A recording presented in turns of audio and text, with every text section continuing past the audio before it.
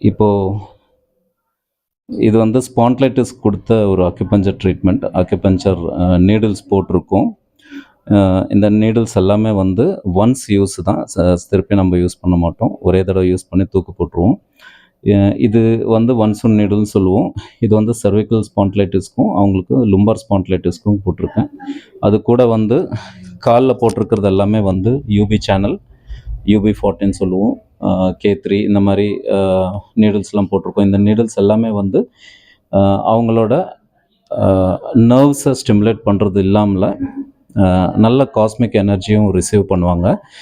இதுக்கு UP channels, ஒரு சில சேனல்ஸ் இருக்குது. இப்போ அக்யூபஞ்சர் ரிலேட்டட் பண்ணும்போது நிறைய சேனல்ஸ் இருக்குது. இந்த 12+2 14 சேனல்ஸ் இருக்குது. இந்த 14 சேனல்ஸில் வர எனர்ஜிஸை வந்து நம்ம வந்து ஸ்டிமுலேட் பண்ணுவோம்.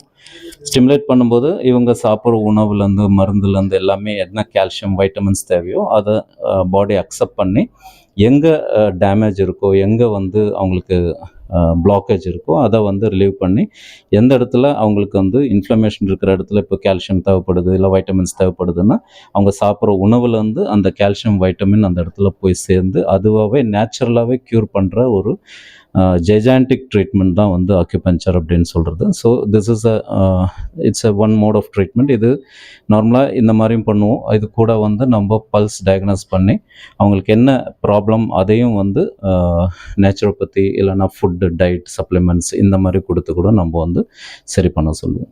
ஸோ இது இப்போ acupuncture treatment for spine therapy நாங்கள் பண்ணிட்டுருக்கோம் உங்களுக்கு.